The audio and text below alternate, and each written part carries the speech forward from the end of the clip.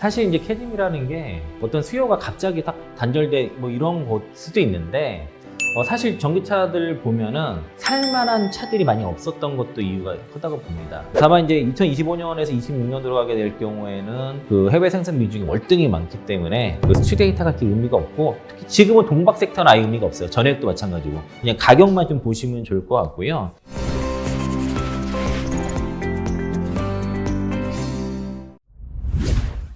자이언트TV 홍성용 기자입니다. 오늘은 이창환 하이투자증권 서울금융센터 영업부장님을 모시고 최근에 이제 전기차 시장과 배터리, 전기차 업황에 대한 얘기를 나눠보겠습니다. 안녕하세요. 네, 안녕하십니까. 네, 저희 구독자님을 위해서 좀 더 특별한 얘기로 모셨습니다. 뭐 각설하고 이제 지난해 시장을 달궜던 2차 전지 업황이 사실 올해는 좀 별로였다라는 얘기를 계속해서 하다가 최근에 다시 뭐 훈풍이 불고 있는 모습입니다. 이제 수출 2개월 연속 상승세 뭐 이런 기사들도 계속 나오고요. 요새 이제 전반적인 분위기 좀 설명 부탁드릴게요.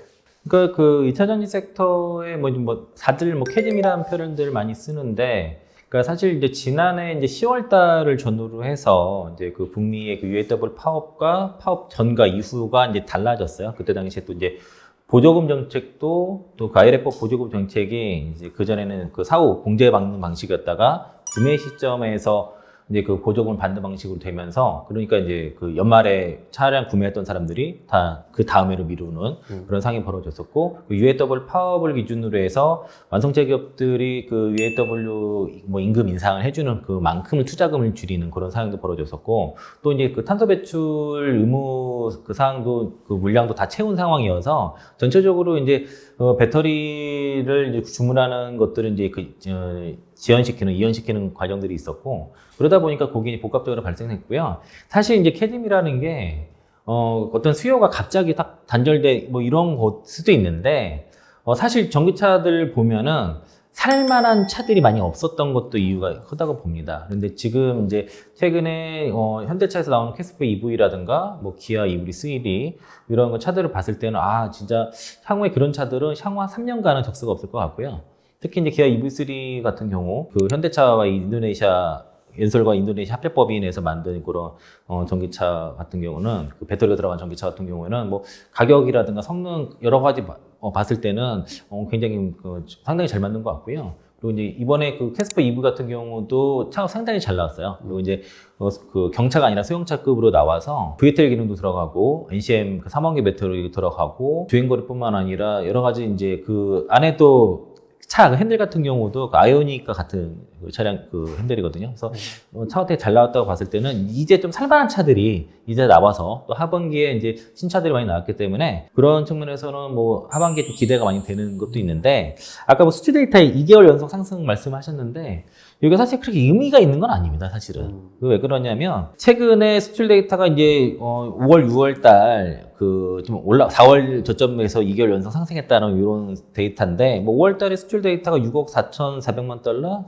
5월 달 그렇고 6월 달에 7억 4천만 달러 나와서 뭐 1억 달러 정도 상승했다, 뭐 요건데 이걸 큰 의미 둘 필요는 없어요. 왜냐면은 그 배터리 3사의 해외 생산 비중이 이미 90%를 넘은 상황이고, 그리고 소재 업체들도 배터리 업체를 따라서 이제 현지 생산을 많이 좀 하거든요. 예를 들면은 이제 고프로 BM도 캐나다 백강쿠아에서 이제 양극재 공장 짓고 있고, 또 이제 헝가리 데브렌체에서도 양극재 공장 짓고 있기 때문에 앞으로는 국내 생산보다 해외 생산이 월등히 많을 거고요. 동박 업체들도 대부분 말레이시아 쪽으로 주로 생산 거점 두고, SKC 같은 경우가 국내는 그냥 R&D용으로만 생산을 하고 주요 생산 거점은 이제 말레이시아에 두면서, 그리고 이제 향후 이제 북미 진출도 모색을 하고 있고, 그 롯데 에너지 머티리얼즈도 말레이시아를 주요 생산 마더 팩토리를 두면서, 그러면서 이제 스페인에서의 친환경 신재생 에너지를 이용한 이제 그 친환경 그 에너지를 이용한 그 공장을 짓고 있고, 또 북미 또 이제 알아보고 있거든요, 공장을. 그러니까 그런 식으로 해외에 진출하는 사례들이 늘면서 2차 전지 섹터 전반적으로는 지금 투자도 다 해외에 위주하지 않습니까? 그래서 이제 향후에 배터리 3사가 북미 쪽에 짓는 투자금이 향후 50조 정도 되는데, 전체 100조인데 절반은 이제 그 완성차 쪽에서 합작으로 한다고 치면은 최소 50조거든요. 그러니까 앞으로는 이제 그런 시대가 그러니까 수출 데이터가 의미 없는 시대가 될 거고요. 그러니까 최근에 이제까지는 양극재 기준으로는 수출 데이터 되게 민감하게 움직여요. 그러니까 양극재 수출 데이터랑 양극재 기업들 주가가 거의 비례해서 움직입니다. 항상 거의 그랬어요. 그게 이제 실적과 연관해서 움직였고, 그게 일부 선행하거나 뭐 동행하거나 뭐 그런 정도였고, 지금도 그렇게 움직였다고 보시면 좀 될 것 같고요. 다만 이제 2025년에서 26년 들어가게 될 경우에는 그 해외 생산 비중이 월등히 많기 때문에 그 수출 데이터가 그렇게 의미가 없고, 특히 지금은 동박 섹터는 아예 의미가 없어요. 전액도 마찬가지고. 그냥 가격만 좀 보시면 좋을 것 같고요. 지난해 이제 2차전지 섹터 수출이 뭐 2015년 이후로 8년 만에 역성장했다고 하는데, 이거는 앞으로도 이게 심화될 가능성은 더 있습니다. 이게 그 수출 데이터의 그 의미가 있는 상황은 앞으로도 없을 것 같고, 그리고 이제 다만 이제 배터리 3사 기준으로는 글로벌 생산량이 꾸준히 지금 증가하는 거니까 이게 이제 실적과 무관한 상황이 앞으로 벌어지는데, 사실 이것 때문에 환율도 향후에 그런 뉴 노멀 이런 시대가 올 것으로 보여지게 1,350원 정도가 오히려 하단이 되는, 예전에는 1,000원대 한 1,050원 뭐 그 1,100원 이하가 하단이고 1,300원 넘어가면은 좀 높고 이랬는데, 지금 아마 1,400원 중반이 거의 하단이가 높고요. 그 1,400원을 육박하고 넘어가는 상황도 벌어질 수 있는데, 이게 쉽지는 않을 거예요. 왜냐면은 투자금들이 계속 미국으로 가고, 또 이제 거기서 국내 그게 이제 국내 생산이 많이 돼야 내수도 돌고, 그리고 수출 그런 자금들이 이제 수출하기 전에 내 안에서 많이 그 자금이 그냥 판매가 되면서 돌아야 되는데, 이제는 아예 그냥 해외 생산 돼버리니까 자금이 국내로 들어오는 게 쉽지 않은 상황이 됐죠. 앞으로는 환율도 그럴 것 같아서 그렇게 되면은 이제 매출 기준으로는 환차 이익을 봤을 때는 그 생산만큼의 그 고환율 기준으로는 그 덕은 보겠지만은 수출 데이터 그렇게 의미 두지 않으셔도 좋을 것 같습니다. 이게 이제 향후에 이제 LG 엔솔 자료를 보니까 주요 공장이 폴란드랑 헝가리 쪽에 있고, 이제 삼성 SDI가 이제 주 헝가리 쪽에 있고, 엔솔이 이제 폴란드 쪽에 공장이 있는데, 이제 북미 쪽 캐파를 보면은 거의 이제 앞으로 배터리 2027년도 가게 되면은 전체 북미 생산량의 거의 70% 가량을 좀 점유하게 되거든요. 그러니까 이제 그게 수출 데이터가 의미 없는 시대는 이제 곧 다가온다. 특히 이제 25년, 26년도를 보자는 게, 그 투자 포인트, 그러니까 2025년도에 북미 시장에서의 전기차 대량 생산 시대, 그리고 거기에 맞춰서 배터리 3사뿐만 아니라 소재업체들이 이제 증설이 완료되는 시점, 그것도 신차, 그 2024년부터 26년까지 완성차 기업들이 신차가 대거 출시되는 요 일정과 맞물리면서 투자 포인트를 길게 그렇게 봐야 된다고 했던 것이고, 또 공교롭게도 그 시기에도 이제 금리 인하 사이클도 겹쳐지니까, 그래서 이제 요게 그 되게 다 일맥상통해요. 그러니까 이제 뭐 투자의 시계를 잡는 것 부분 이유라, 그리고 이제 그 수출 데이터가 의미 없어지는 이유가 이게 다 25년도, 26년도를 가리켜가지고 그런 포인트를 잡고 가시면 좋을 것 같습니다. 지금까지 탈만한 차가 없었지만 올 하반기에는 뭐 조금 탈만한 차가 나오면서 분위기가 바뀔 것이다. 그리고 생산의 축이 해외에 몰리면서 지금까지의 뭐 수출 데이터는 뭐 역성장이 더 가속화가 될 수 있고 별로 중요한 지표가 아닐 것이다 라는 말씀이셨어요. 네, 그 최근에 이제 분위기를 주도하는 게 사실은 좀 이 전기차 왕자라고 하는 테슬라입니다. 네, 테슬라의 주가가 4월에 이제 최저점을 찍은 다음에 다시 뭐 $200를 최근에 돌파했거든요. 그러면서 이제 전기차와 배터리 업황이 조금 하나의 기폭제로 작용하고 있는데, 테슬라 2분기 차량 인도 호실적이 나왔어요. 이건 좀 어떻게 전반적인 분위기 어떤가요? 그러니까 뭐든지 주가라는 게 그 업황을 선행하기 마련이고요. 전기차 업황이라든가 2차전지 섹터 업황이 좀 예상보다 좀 딥이 길어지는 그런 상황이고, 그런 바닥이 헤딩이 좀 생각보다 좀 더 길어지는 상황이다 보니까 2분기 실적의 저점으로 대부분 생각하고 있는데, 여기 이제 3분기까지는 연결되는 그림이 좀 나타날 것 같은데, 다만 주가는 좀 다르게 움직인다는 거죠. 주가는 먼저 반응한다는 것이고, 그리고 테슬라뿐만 아니라 뭐 리비안이라든가 이제 그런 전기차 기업들, 뭐 GM 같은 경우도 마찬가지고요, 포드도 마찬가지고, 이런 전기차, 순수 전기차, 그리고 완성차 기업들의 주가 흐름이 최근에 괜찮습니다. 특히 이제 순수 전기차 기업들의 주가가 하락 추세를 벗어나서 지금 뭐 상단을 뚫었어요. 뚫고서 새로운 추세를 지금 만들고 있는 상황이고, 뭐 소위 말해서 주가 흐름 자체가 역헤드 앤 숄더라든가 아니면은 이제 그 성골 반전형 뭐 이런 것들, 이런 형태로 지금 주가가 이제 반응을 하고 있는 상황이고, 그리고 이제 테슬라 같은 경우는 공매도가 되게 많은데 최근에 한 40% 정도 올라오다 보니까 국민도 투자자들이 상당히 손해를 좀 많이 보는 그런 흐름이었다고 봐서 이제 주가 흐름은 이제 그렇다라고 볼 수 있겠고요. 2분기 실적, 그러니까 인도량 발표를 했죠. 그 내용을 보면은 44만 3,956대, 생산량은 41만 대 정도 나타났는데, 그 월스트리트 예상과 블룸버그 컨센인데 보통 블룸버그 컨센서스로 많이 잡습니다. 그 블룸버그 컨센서스가 43만 9,300대였는데요. 요거를 넘어갔어요. 살짝 상회를 살짝 했고요. 테슬라 같은 경우가 그 미국에서 점유율이 지금 54%라서 요게 지금 올라왔습니다. 최근에 할인 판매하고 뭐 이러다 보니까 좀 올라왔었고, 중국 점유율은 12%로 전분기 대비해서 이제 15%에서 좀 떨어졌고, 유럽은 비슷합니다. 전분기 19%, 지금은 이제 18%. 이제 글로벌 합계 이제 19%의 점유율을 갖고 있는데 전분기 때 23%니까 안 좋아요. 그러니까 1분기, 2분기 모두 이제 테슬라라는 특히 주행 같은 경우가 이제 부진한 게 이게 전기차 산업이 특히 북미 시장에서 예상보다 지금 회복이 그러니까 성장률이 좀 더디는 그런 원인이 지금 테슬라 때문에 그렇고 GM 때문에 그렇다고 볼 수 있고요. 그거는 이제 북미 시장의 54%를 차지하고 있는 게 테슬라니까 당연히 테슬라가 부진하면 북미 시장의 성장성이 이제 둔화가 될 수밖에 없고, 이번에 그 6월달 전기차 판매 데이터 보니까 테슬라 빼니까 25% 정도 상승이더라고요.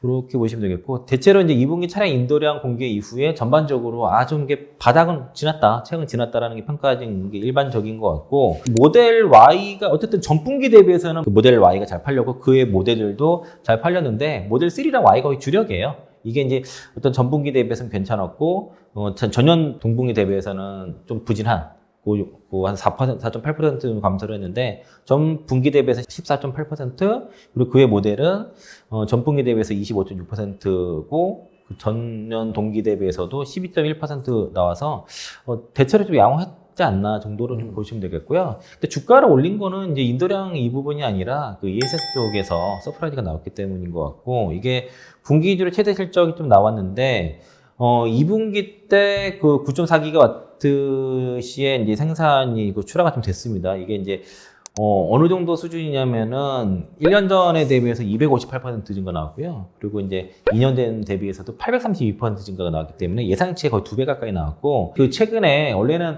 ESS 시장이 신재생 에너지의 그 사용이 많아지면서 그 필요에 의해서 나왔는데, 최근에 그리고 또 정책적으로도 그런 것들이 쓰여졌거든요. 친환경, 그 탄소 배출, 탄소 제로 이런 것들의 정책이어서. 그런데 최근의 흐름이 지금 AI 그 사업, AI 때문에 이제 데이터 센터의 그 전기 사용량이 폭증을 하면서 값싼 전기의 사용이 이제 많이 필요하게 된 거죠. 그러면서 ESS 사업이 폭발적으로 이제 성장을 하게 된 게, 이제 값싼 전기를 하려게 되면 신재생 에너지를 써야 되고 그거를 어쨌든 저장할 수 있는 장치가 필요하니까, 그러면서 ESS 쪽에서의 성장성이 폭발적으로 나타나는 모습들이 최근에 나타나고 있는 것이고, 그게 이제 대표적으로 테슬라가 보여줬다라고 보시면 되겠고요.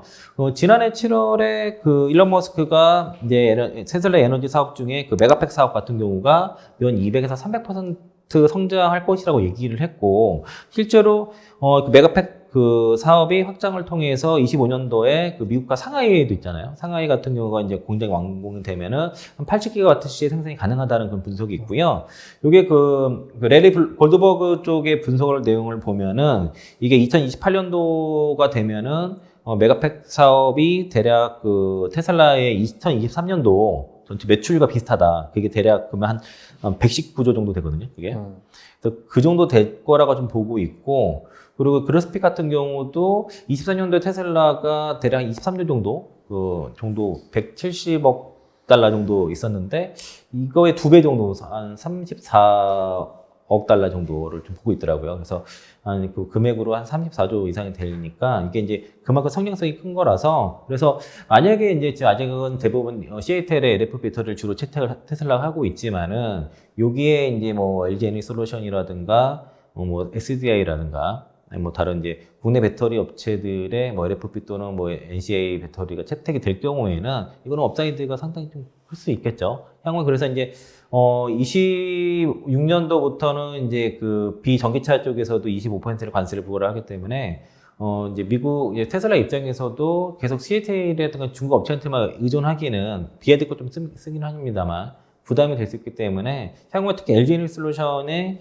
26년도에 그 LFP 배터리 양산하고 SDI도 마찬가지거든요. 그리고 이제 SK온 같은 경우도 그 LFP 배터리 파우치용 개발이 완료가 된 상태라서 대체로 26년도에 양산 준비가 돼 있는 상태다 보니까 그러니까 그래서 그렇게 되면 이제 결과적으로는 테슬라를 비롯한 이제 북미 그 ESS 시장에서는 국내 업체들이 진출할 가능성이 상당히 높다라고 이렇게 판단해서 사실 이 시장 자체가 전기차 비교를 해서 의미 있게 상장하려고 그러면은 사실 2030년 정도는 좀 돼야 될 거지만은 그래도 지금의 이런 성장률을 봤을 때는 지금 어쨌든 우리가 지금 그 가정용 ESS에서 상당히 점유율을 갖다가 화재로 인해서 점유율을 다 뺏겼는데 이거를 다시 이제 이런 급성장하는 산업에서 점유율을 찾아온다 그러면은 이것도 하나의 상당한 주가 모멘텀이 되지 않을까라고 좀 생각이 좀 듭니다.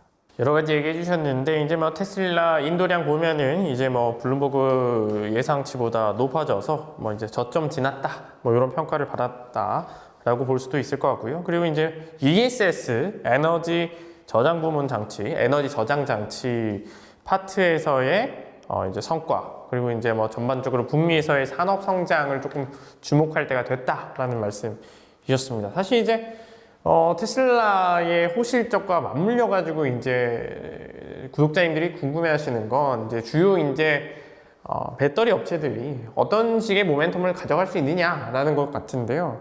이제 뭐 에코프로 같은 경우에 불과 한 달 전에 이제 52주 신저가 뭐 이러면서 막 우려를 자아냈다가 호황 투자 로드맵 소식이 전해지면서 조금 이제 분위기가 달라지고 있다라는 느낌을 받았거든요. 이 뭐 계획이 어떤 식의 계획일까요? 일단 에코프로 주가는 지난주부터 약간 쇼커버링 물량이 좀 들어오는 것으로 보여지고요. 외국인 지분이 18%가 넘거든요. 18% 이상이 된 지가 좀 됐는데 이제 그게 이제 그 어느 정도 그 정도 선 이제 그 어느 정도 외국인 입장이 매집은 된 것 같고요.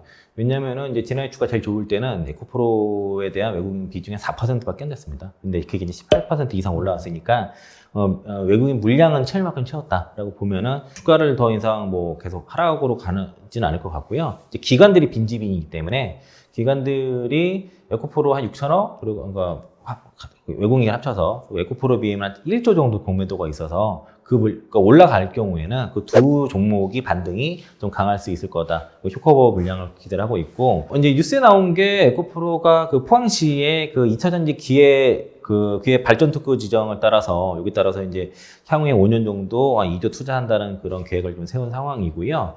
블루베라 산업단지고 원래 지금은 포항 영일만의 마더 팩토리를 가지고 있거든요. 요게 이제 클로즈 에코시스템이 이제 그 장착이 되어 있고 이제 그 블루베리 산업단지 쪽에서는 클로즈 에코시스템 버전 2, V2 두 버전이 들어가게 되는데 클로즈 에코시스템이라는 게 그 루프 에코시스템이라는 게 이제 폐배터리 재활용해서 요게 이제 그 전구체, 양구체 생산까지 쭉 가는 이런 그 일련의 과정들을 하나의 안에서 이제 그 사이클링을 하는 과정을 얘기하는 건데 이게 이제 여기에 그 폐수를 발생하지 않는 식의 보통 이제 전구체 생산할 때 폐수가 많이 발생하거든요. 가장 많이 발생하는데 이 폐수를 산업 용수로 쓰고 그리고 거기에 대한 추출된 광물을 다시 전구체 원료를 쓰는 형태로 해가지고 클로즈 루프 에코시스템 버전 2 V2를 구현을 하고 여기에 핵심인 게 그 에코프로 HN이 그 사업을 핵심적으로 하게 될 것 같습니다. 그래서 거기서 그게 에코프로 HN이 하는 그게 에코프로 머티 쪽으로 납품이 좀 되는데 향후엔 타업체로도 이게 가능하다 그러더라고요. 그래서 이제 블루베리 산업단지 쪽에 에코프로 클로즈 루프 에코시스템 V2를 구현하고 이거를 이제 캐나다와 헝가리 공장, 헝가리 데브레첸까지도 같이 수평 전개한다는 게 계획이고 그리고 이게 이제 이 마더 팩토리를 통해서 어쨌든 여기서 이제 기술 개발이나 연구 이런 것들 다 이루어지는 거죠. 그거를 통해서 옮겨가는 그런 형태이고요. 그 영일만 산업단지 같은 경우가 대략 그때 15만 평이고 블루베리 산업단지가 21만 평인데 여기 이제 앞으로 여기 이제 에코프로 CNG가 가장 먼저 들어설다고 얘기를 나왔고요. 27년도에 공장 캐파 완성하게 되는데 여기는 이제 그 습식 기준으로 한 2만 4천 톤 캐파 구축을 들어가서 이제 그 에코프로가 지금 이제 그 지역 소멸을 방지하는 거 가장 앞서고 있거든요. 그만큼 고용을 창출하니까. 그래서 여기 블루베리 산업단지가 마무리되게 되면 한 4천 명 정도 인력을 채용한다고 그렇게 지금 분석이 나와 있고 지금 에코프로가 고용 인력이 2,300명인데 그거 거의 2배 가까이 되는 인력들을 신규로 채용할 것으로 보고 있습니다.